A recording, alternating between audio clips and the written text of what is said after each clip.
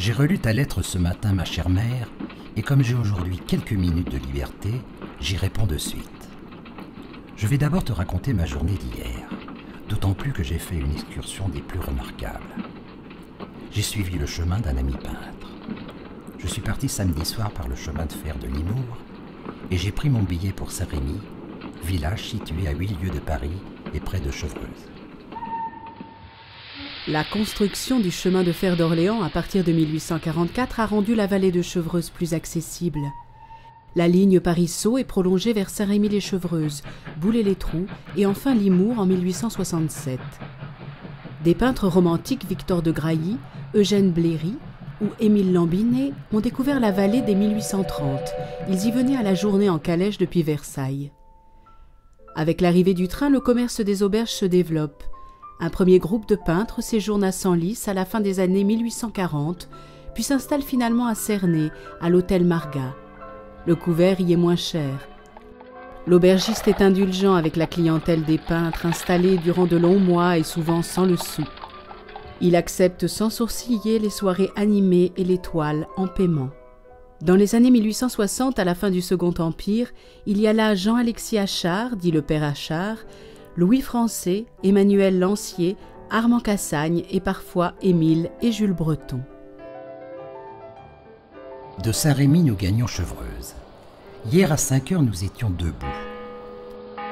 Nous allons d'abord visiter les ruines du château de Chevreuse, qui sont pittoresques et bien placées sur une hauteur dominant la vallée. Puis, pardon du détail, nous achetons du saucisson, du jambon, 2 livres de pain, du fromage et un verre, et nous nous mettons en route. La vallée est jolie, avec des points de vue ravissants et une puissance de végétation remarquable. Dans les Vaux, les peintres retrouvent un petit Fontainebleau pittoresque et original. Le cours d'eau et les cascades en plus, et moins fréquentés. Les artistes éprouvent une fascination pour les arbres, le sous-bois, les rochers de grès, les scènes rurales inspirées du réalisme de Barbizon. Très vite, ils font partie des paysages qu'ils sont venus peindre. Lors des excursions du dimanche, la bourgeoisie parisienne comme les classes populaires sont ravies de goûter un petit concentré de nature. Étangs, torrents, pentes abruptes, chapelets de moulins et peintres par nuées.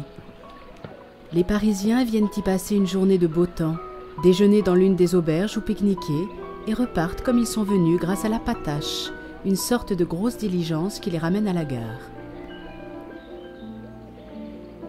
La tranquillité et la paix, Léon Germain Pelouse et son ami Victor Leclerc la recherchent aussi en 1871 quand ils se réfugient à Cernay après l'épisode dramatique de la Commune. Les débuts de la Troisième République voient l'essor d'une presse de magazines tournée vers le tourisme, l'excursion et la peinture. Les critiques d'art sont très lues, la mode des guides de voyage est lancée et accompagne le marcheur et bientôt le cycliste de la fin du siècle. La notoriété de Cernay naît au début des loisirs et du tourisme moderne. Nous avons suivi le mur d'enceinte pendant 5 kilomètres et nous n'en apercevions pas le bout. Et comme nous demandions à une vieille à qui appartenait cette merveilleuse propriété, elle nous a répondu d'un air rogue et indigné. « Tout le monde sait, monsieur, que c'est la propriété du duc de Luynes. » Notre demande était pourtant naturelle. Nous nous savions à 6 kilomètres du château de Dampierre. Le parc a donc 6 kilomètres de large et une longueur. Le château de Dampierre appartient à la famille de Luynes depuis sa construction dans le dernier quart du XVIIe siècle par le gendre de Colbert. Son vaste parc a été dessiné par le nôtre. Les peintres, eux, sont souvent d'origine modeste. Ils ont tous exercé d'autres activités avant de devenir artistes professionnels. Ils ont besoin de vendre leurs tableaux, comptant sur les revenus qu'ils vont leur procurer. Entre 1867, année de l'exposition universelle, et 1900, de nombreux peintres étrangers séjournent plusieurs semaines à Cernay. Parmi eux, le Danois Peder Severin Krøyer, l'Américain Winslow Homer ou la Norvégienne Kitty Kielland. Leurs tableaux se trouvent aujourd'hui au musée d'Orsay, dans de célèbres musées étrangers ou de province. Nous arrivons ensuite à Cernay et nous descendons dans la vallée. Là, j'ai été véritablement ébloui par la merveilleuse beauté du paysage. J'apercevais devant moi une adorable petite vallée dont tout le fond était un étang planté de roseaux. Nous descendons dans les bois et nous touchons aux cascatelles. Figure-toi D'abord un bois avec des chênes d'une grosseur et d'une hauteur improbables. Sur nos têtes, une voûte de feuilles. Autour de nous, des roches rouges et grises, grosses comme des maisons, et une rivière sautant de rocher en rocher, courant à droite et à gauche. Le temps fort de l'année artistique se déroule en mai et juin à Paris, où a lieu le salon officiel, qui seul peut apporter reconnaissance et prestige. Depuis le début du printemps, les peintres attendent la promulgation des récompenses. C'est aussi l'attrait de la capitale toute proche qui les retient en vallée de Chevreuse. Ils partent souvent peindre à plusieurs dans les Vaux, équipés de chevalets portatifs et des tout nouveaux tubes de peinture à l'huile. Là, les codes des ateliers parisiens s'estompent. Un changement de perception de la nature s'opère dans les arts. Sa représentation est empreinte de simplicité et s'éloigne de la tradition académique. La photographie permet d'emporter le motif et de le retravailler ensuite en atelier. Le japonisme modifie la composition du tableau en jouant sur les formats, la ligne d'horizon placée plus ou moins haut et les motifs coupés sur les bords. Depuis le romantisme, la matière a commencé à s'épaissir sous forme d'empattement sur le tableau.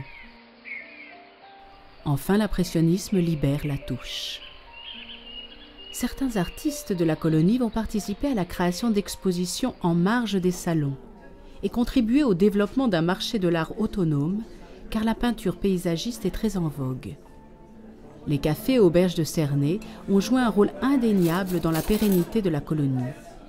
En 1881, il n'y a pas moins de 7 auberges à Cernay pour un village comptant 614 âmes.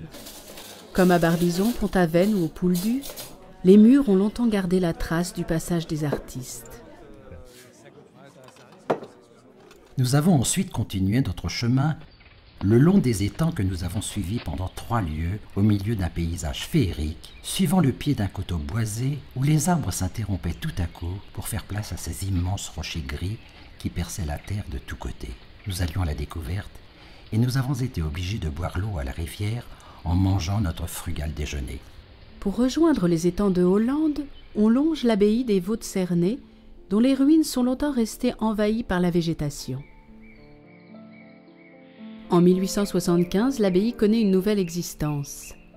Depuis 2 ans, la baronne Charlotte Nathaniel de Rothschild, nouvelle propriétaire, a entrepris de la restaurer. La baronne est peintre, aquarelliste et grande collectionneuse d'œuvres d'art. Son mari et elle donnent des réceptions fastueuses et sont des mécènes généreux pour Cernay. Nous avons gagné Versailles, puis Port-Marly, enfin Chatou à 9h30, et nous avons retrouvé là nos amis. Nous marchions depuis 5 heures du matin, et nous avions fait 15 lieues, ou si tu aimes mieux, 60 km. Nos pieds étaient en marmelade. Ton fils, Guy de Maupassant.